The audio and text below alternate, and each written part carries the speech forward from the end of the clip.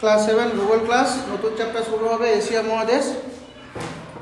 তোমাদের বইতে পাতা নাম্বার 83। জেনারেল ইন্ট্রোডাকশন ক্লাসটা আজকে পুরোটাই করাবো। বোর্ডের দিকে দেখো আর ম্যাপের দিকে দেখো। আগে এশিয়া মহাদেশটাকে চেনার চেষ্টা করো। এটা হচ্ছে পুরো পৃথিবীর মানচিত্র। বিভিন্ন মহাদেশ রয়েছে। এটা উত্তর আমেরিকা মহাদেশ, এটা দক্ষিণ আমেরিকা মহাদেশ, এটা আফ্রিকা মহাদেশ, এটা ওসিয়ানিয়া বা অস্ট্রেলিয়া মহাদেশ, এটা অ্যান্টার্কটিকা মহাদেশ। কটা হলো? 1 2 3 4 5 আর দুটো, তাই তো? এই দুটোকে চেনো ভালো করে।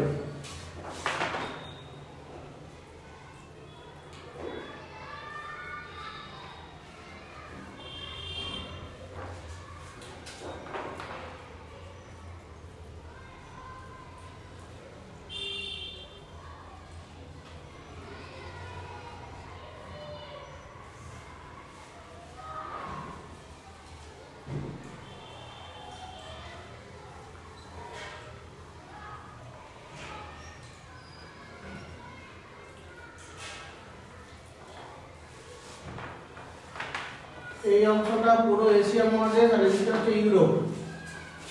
আশা করি তোমরা এশিয়া মহাদেশকে চিনতে পেরে গেছো। আমরা এই মহাদেশ সম্পর্কে পড়ব। এশিয়া হচ্ছে পৃথিবীর বৃহত্তম মহাদেশ। কোন দিকটা ম্যাপের এশিয়া তোমরা চিনতে পেরে গেছো। এশিয়া মহাদেশ হলো পৃথিবীর পূর্ব গোলার্ধে অবস্থিত।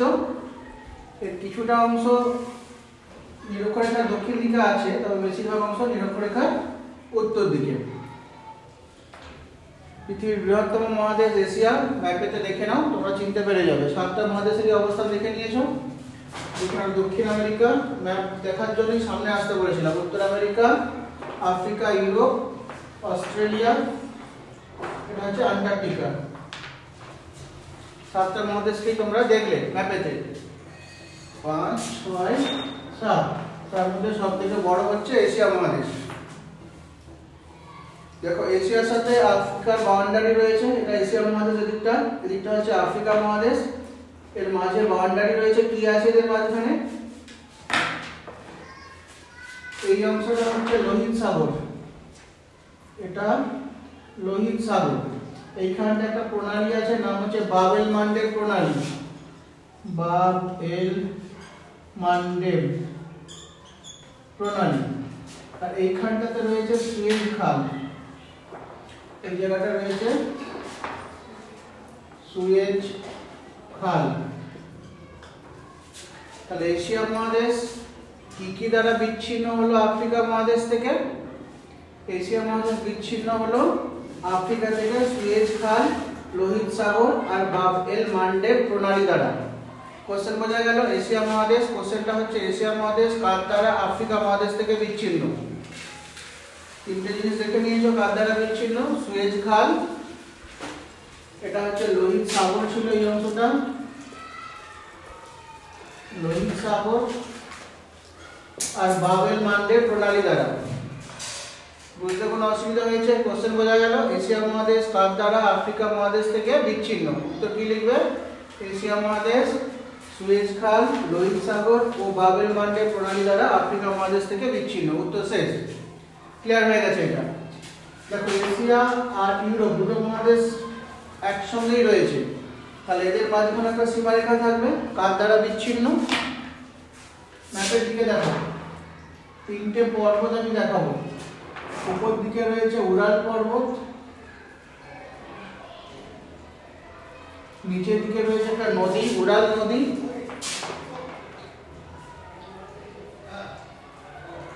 উরাল পর্বত, উরাল নদী।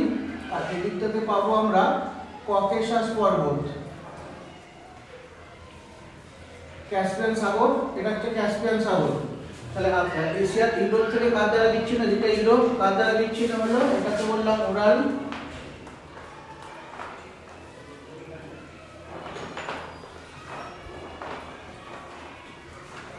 উরাল পর্বত,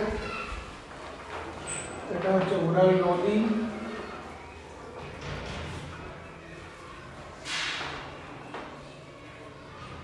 এটা হচ্ছে ক্যাসপিয়ান সাগর,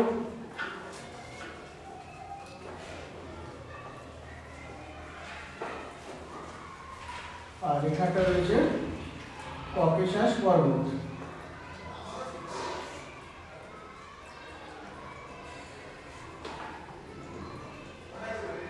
এটা ককেশাস পর্বত।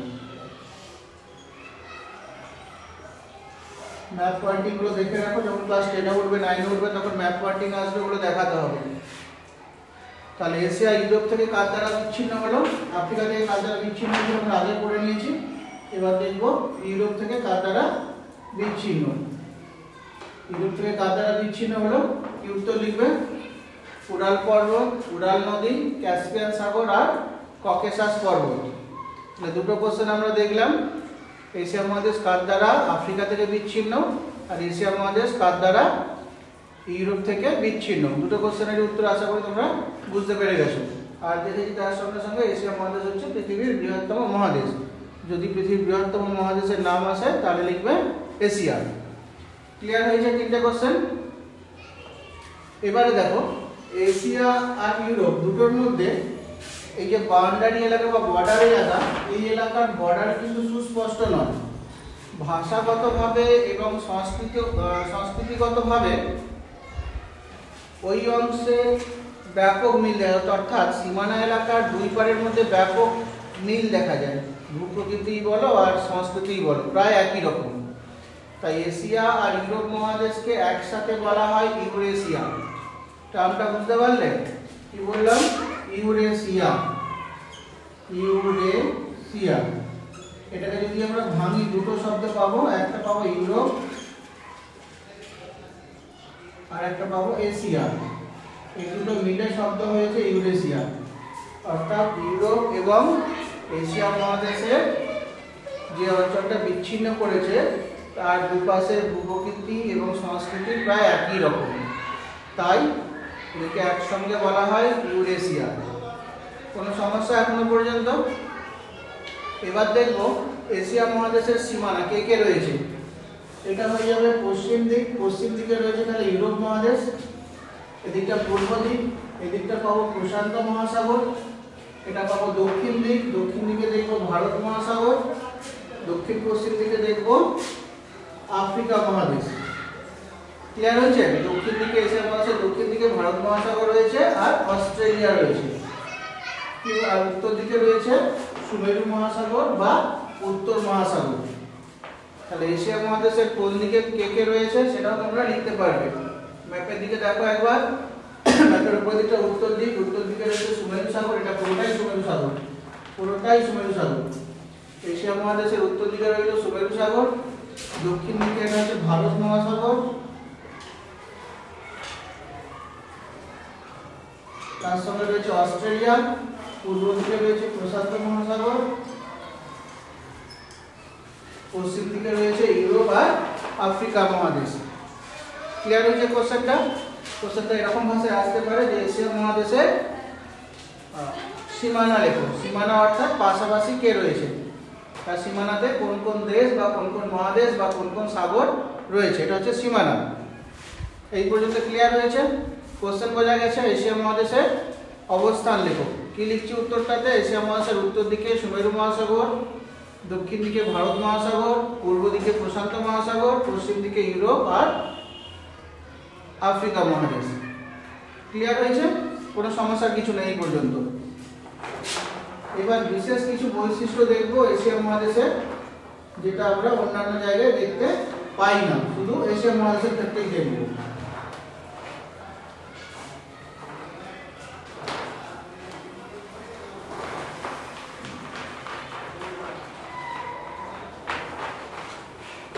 আজকের ক্লাসে এখনো পর্যন্ত আমরা কি কি পড়লাম?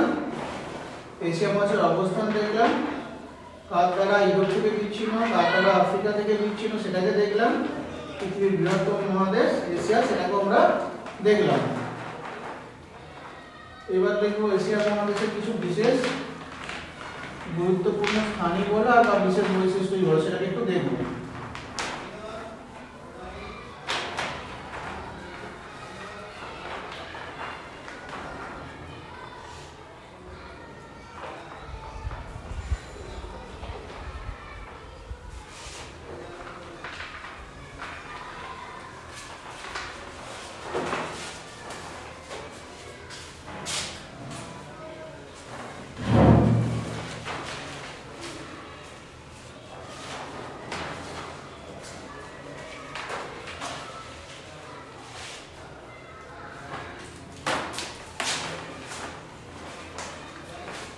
আরেকটা ম্যাপ দেখো, এই যে সবুজ অংশ দেশটা দেখতে পাচ্ছ, এটা হচ্ছে পৃথিবীর বৃহত্তম দেশ রাশিয়া, এশিয়া মহাদেশে অবস্থিত।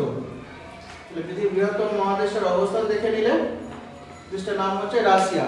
এশিয়ার বৃহত্তম দেশের নাম কি, বা পৃথিবীর বৃহত্তম দেশের নাম কি? উত্তর কি হবে? রাশিয়া। এই অংশটা হচ্ছে রাশিয়া, রং দিয়ে চেনার চেষ্টা করো।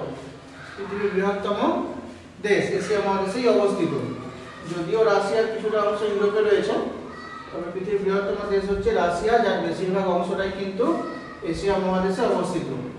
এই পর্যন্ত সমস্যা হওয়ার কোনো কারণ নেই, শুধু একটু দেখো বলে এই ম্যাপটা তোমাদের লাগালাম। তাহলে পৃথিবীর বৃহত্তম দেশের নাম কি হলো?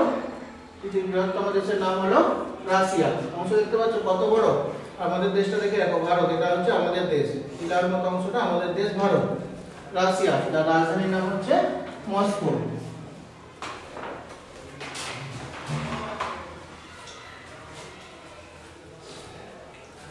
এবার দেখব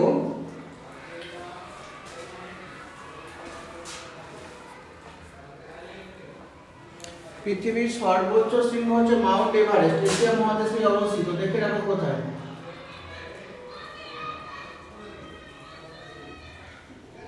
মাউন্ট এভারেস্ট পৃথিবীর উচ্চতম শৃঙ্গ মাউন্ট এভারেস্ট, এশিয়া মহাদেশে নেপালে অবস্থিত। কোনখানটা তোমরা দেখে রাখো ম্যাপেতে।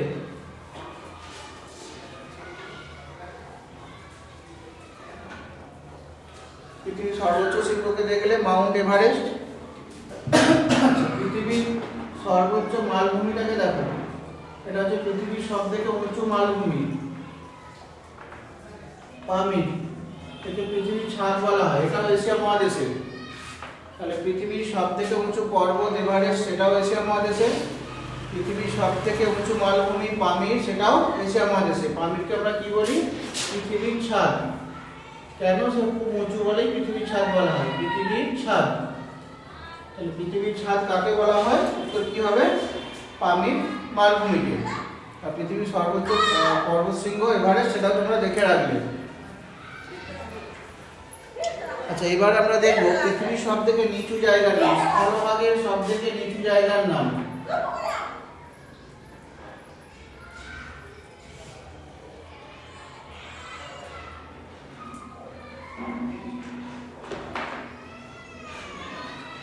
এরকম একটা জায়গায় আমরা পাবো,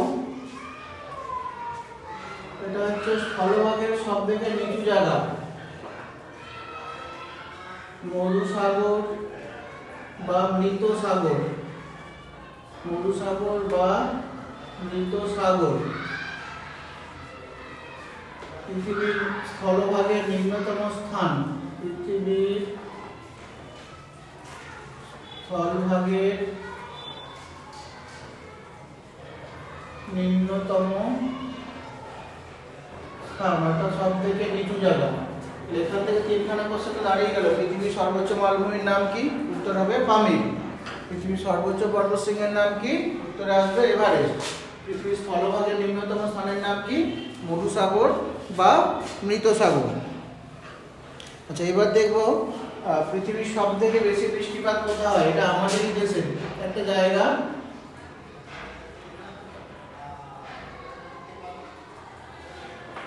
ম্যাপে দেখা যাচ্ছে তো? পড়া যাচ্ছে তো? না পড়া যাচ্ছে না ম্যাপ?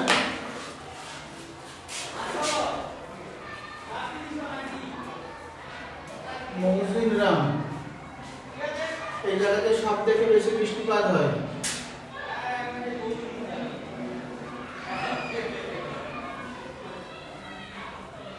পৃথিবীর তথা এশিয়া মহাদেশের সব থেকে বেশি বৃষ্টিপাত কোথায় হয়? জায়গাটার নাম কি লিখলাম? মৌসিনরাম। আমাদের দেশে মেঘালয় রাজ্যে রয়েছে, আমাদের দেশের রাজ্যের নাম মেঘালয়, সেই রাজ্যে রয়েছে মৌসিনরাম। তাহলে কি দেখলাম এশিয়া মহাদেশ সম্পর্কে? পৃথিবীর সব থেকে উঁচু যে মালভূমি পামির, সেটা এশিয়া মহাদেশে অবস্থিত। পৃথিবীর সব থেকে উঁচু যে পর্বতশৃঙ্গ মাউন্ট এভারেস্ট, সেটা এশিয়া মহাদেশে অবস্থিত।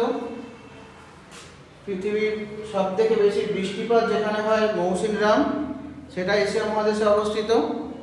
তারপরে দেখলাম পৃথিবীর স্থলভাগের নিম্নতম স্থান মরুসাগর বা মৃত সাগর, সেটাও এশিয়া মহাদেশে অবস্থিত। এবারে দেখব পৃথিবীর বৃহত্তম বনভূমি তৈগা।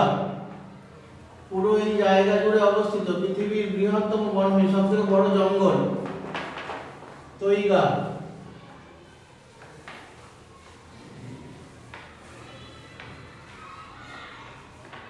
পৃথিবীর বৃহত্তম বনভূমির নাম কি সেটাও আমরা এই ক্লাসে দেখলাম। পৃথিবীর বৃহত্তম বনভূমির নাম কি দেখলাম? তৈগা। সেটাও এশিয়া মহাদেশে অবস্থিত।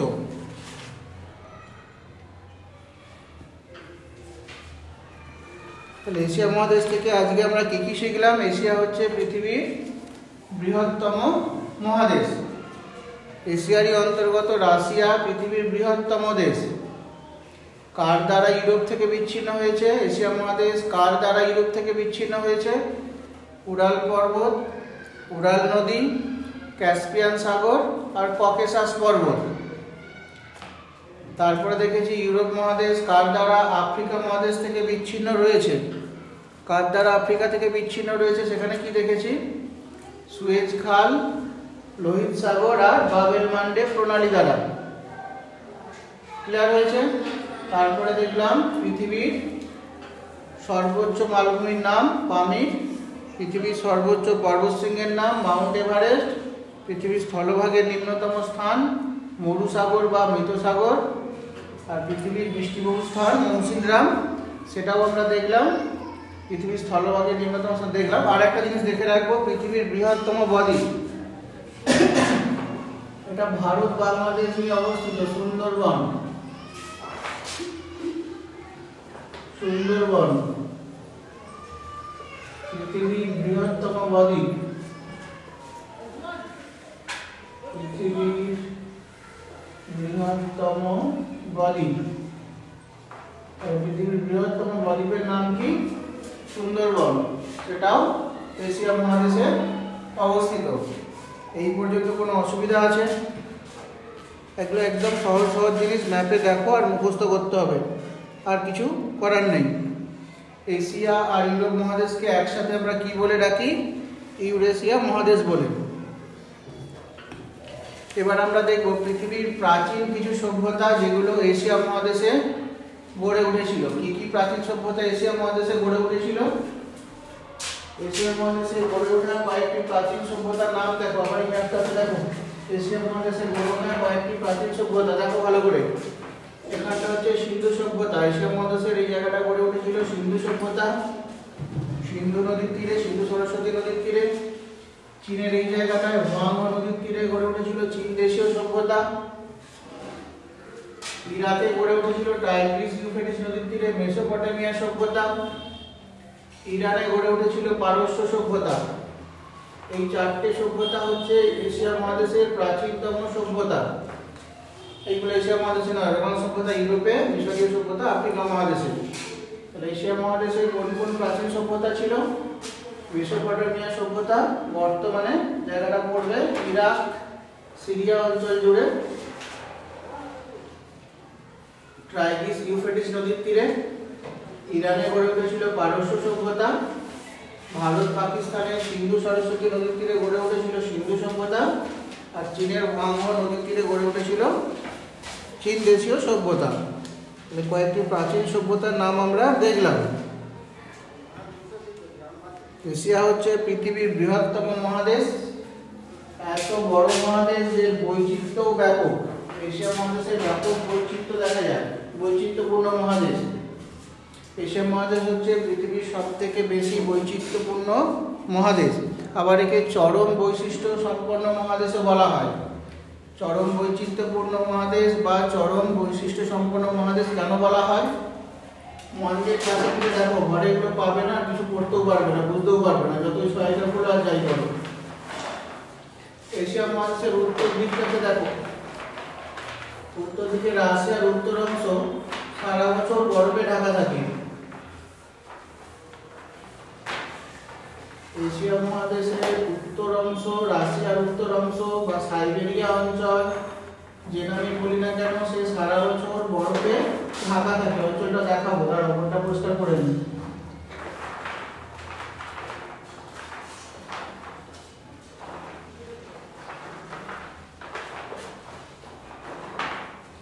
এশিয়া মহাদেশের উত্তর অংশ অর্থাৎ এই অংশটা সারা বছর বরফে ঢাকা, এত ঠান্ডা।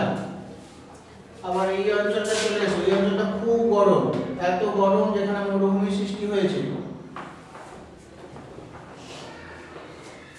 তাহলে একদিকে খুব ঠান্ডা সারা বছর বরফ জমে থাকে, আর একদিকে খুবই গরম। দুরকম বৈশিষ্ট্য দেখতে পেলাম। একদিকে আমাদের মৌসিনরাম যেখানে প্রচুর বৃষ্টিপাত হয়, আবার একদিকে রয়েছে মরুভূমি যেখানে বৃষ্টিপাত হয় না। এই অঞ্চলটা হচ্ছে পৃথিবীর সর্বোচ্চ যে সমস্ত পর্বতশৃঙ্গ রয়েছে সেই অঞ্চলটা, মধ্য এশিয়ার এই অঞ্চলটা পর্বতময়। পৃথিবীর সর্বোচ্চ শৃঙ্গগুলোর অধিকাংশই এই অঞ্চলটাতে অবস্থিত, পর্বতে ঢাকা। আবার এই অঞ্চলটাকে দেখো একদম নিম্নভূমি, প্রতি বছর এখানে বন্যা হয়ে যায়। তো নিচু অঞ্চল, যে এই অঞ্চলটাতে প্রতি বছর বন্যার সৃষ্টি হয়, এই অঞ্চলটাতে প্রতি বছর বন্যার সৃষ্টি হয়। আবার এই অঞ্চলটা হচ্ছে একদম উঁচু পর্বতময় একটা অঞ্চল। তাহলে আলাদা আলাদা বৈশিষ্ট্য লক্ষ্য করতে পারছি। কোথাও খুব ঠান্ডার জন্য সারা বছর বরফ পড়ে, আবার কোথাও প্রচুর গরম, কোথাও সব থেকে বেশি বৃষ্টিপাত হয় বা প্রচুর বৃষ্টিপাত হয় এই অঞ্চলটাতে, আর এই অঞ্চলটাতে সারা বছর প্রচুর বৃষ্টিপাত হয়। আবার কোথাও বৃষ্টিপাত ঘটেই না। কোথাও দেখতে পাচ্ছি সুউচ্চ পর্বতশৃঙ্গগুলো রয়েছে, কোথাও দেখতে পাচ্ছি নিম্নভূমি রয়েছে। এই যে বৈশিষ্ট্যগুলো দুটো দু রকমের বৈশিষ্ট্য, সেই জন্য এশিয়া মহাদেশকে বলা হয় চরম বৈশিষ্ট্য সম্পন্ন মহাদেশ। পৃথিবীর যে সমস্ত প্রাচীন মালভূমিগুলো রয়েছে তারও কিছু কিছু অংশ এশিয়া মহাদেশে অবস্থিত। এগুলো আরো ডিটেলসে পড়বো পরের ক্লাসে। আজকে জেনারেল ইন্ট্রোডাকশনটা পড়ছি। প্রাচীন পর্বতগুলো দিকে দেখো, এইখানে রয়েছে দাক্ষিণাত্য মালভূমি, প্রাচীন মালভূমি, দাক্ষিণাত্য মালভূমি।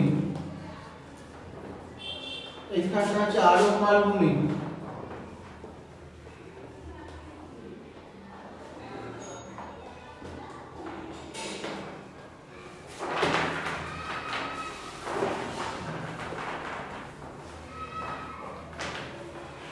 এইখানটা রয়েছে সাইবেরীয় সিল্ক,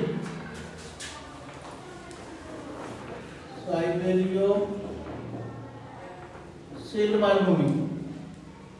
তাহলে এশিয়া মহাদেশে সুউচ্চ পর্বতশ্রেণীও রয়েছে, প্রাচীন মালভূমিও রয়েছে, অসংখ্য নদীও রয়েছে এশিয়া মহাদেশে। সবকটার নাম আমরা পড়ব। সেই জন্য এশিয়া মহাদেশকে বলা হয় চরম বৈশিষ্ট্য সম্পন্ন মহাদেশ। পৃথিবীর প্রথম যে সূর্য কিরণ পড়ে যে দেশটার নাম এশিয়া মহাদেশে, তার নাম হচ্ছে জাপান। জাপানে প্রথম সূর্যরশ্মি পড়ে বলে জাপানকে বলা হয়, এটা জাপান, এই দেশটা হচ্ছে জাপান। জাপানকে বলা হয় সূর্যোদয়ের দেশ। একটু একটু বৈশিষ্ট্যগুলো জেনে রাখো। এখানে দেখো, এটা হচ্ছে বর্ণীয় দ্বীপ, এশিয়া মহাদেশের সব থেকে বড় দ্বীপ। এটা হচ্ছে গ্রিনল্যান্ড, পৃথিবীর সব থেকে বড় দ্বীপ। এটা এশিয়া মহাদেশে নয়। এশিয়া মহাদেশের সব থেকে বড় দ্বীপ হচ্ছে বর্ণীয় দ্বীপ। দ্বীপটা দেখে রাখো, এটা বর্ণীয়। এশিয়া মহাদেশের সব থেকে বড় দ্বীপের নাম কি? উত্তর হবে বর্ণীয়। আর যদি কোশ্চেন আসে পৃথিবীর সব থেকে বড় দ্বীপের নাম কি, দুটো ভাষা আলাদা, দুটোর উত্তর আলাদা। পৃথিবীর সব থেকে বড় দ্বীপের নাম ওটা হবে গ্রিনল্যান্ড। এশিয়া মহাদেশের সব থেকে বড় দ্বীপের নাম বর্ণীয়। কোশ্চেন থেকে বোঝা গেছে? এশিয়া মহাদেশের সব থেকে বড় দ্বীপের নাম বর্ণীয়, আর পৃথিবীর সব থেকে বড় দ্বীপের নাম হচ্ছে গ্রিনল্যান্ড। দুটোই ম্যাপেতে তোমরা দেখলে। আজকের ক্লাস এখানেই শেষ করব। কারো কিছু জানার বা জিজ্ঞাসা করার থাকলে বলো। একবার রিভিশন করে দিই। এশিয়া হচ্ছে পৃথিবীর বৃহত্তম মহাদেশ। ইউরোপ আর এশিয়া মহাদেশকে আমরা একসঙ্গে বলে থাকি ইউরেশিয়া মহাদেশ। তারপরে কি দেখিয়েছি? এশিয়া মহাদেশ তার দ্বারা আফ্রিকা মহাদেশ থেকে বিচ্ছিন্ন। এশিয়া মহাদেশ কার দ্বারা আফ্রিকা মহাদেশ থেকে বিচ্ছিন্ন? এশিয়া মহাদেশ আফ্রিকা থেকে বিচ্ছিন্ন হয়েছে সুয়েজ খাল, লোহিত সাগর আর বাবেল মান্ডে প্রণালী। বাবেল মান্ডে প্রণালী, এই তিনটে জিনিস দিয়ে বিচ্ছিন্ন হয়েছে আফ্রিকা থেকে। ইউরোপ থেকে কার দ্বারা বিচ্ছিন্ন হয়েছে? উরাল পর্বত, উরাল নদী, ক্যাসপিয়ান সাগর, ককেশাস পর্বত। আচ্ছা, ক্যাসপিয়ান সাগর সম্পর্কে একটু জেনে রাখো। ক্যাসপিয়ান সাগর হচ্ছে একটা হ্রদ, এত বড় হ্রদ যে তাকে সাগর বলা হয়। ক্যাসপিয়ান সাগর প্রকৃতপক্ষে একটা হ্রদ, কিন্তু এতই বড় যে তাকে আমরা সাগর বলে থাকি। আর এটা হচ্ছে পৃথিবীর বৃহত্তম হ্রদ। পৃথিবীর বৃহত্তম হ্রদের নাম কি? পৃথিবীর বৃহত্তম হ্রদের নাম কি?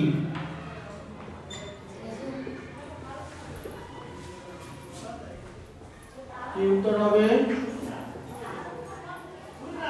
ক্যাসপিয়ান সাগর। এটা এশিয়া মহাদেশে অবস্থিত। তারপরে আমরা দেখেছি এশিয়া মহাদেশের অবস্থান, অর্থাৎ পাশাপাশি কে রয়েছে? উত্তর দিকে সুমেরু সাগর, দক্ষিণে ভারত মহাসাগর, পূর্ব দিকে প্রশান্ত মহাসাগর, পশ্চিম দিকে ইউরোপ আর আফ্রিকা মহাদেশ। তারপরে এশিয়া মহাদেশের কিছু বৈশিষ্ট্য দেখেছি। সেখানে কি দেখেছি? পৃথিবীর সর্বোচ্চ পর্বতশৃঙ্গ এভারেস্ট এশিয়া মহাদেশে অবস্থিত। পৃথিবীর সব থেকে বেশি বৃষ্টিপাত হয় যে জায়গাটা, তার নাম মৌসিনরাম, সেটাও এশিয়া মহাদেশে অবস্থিত।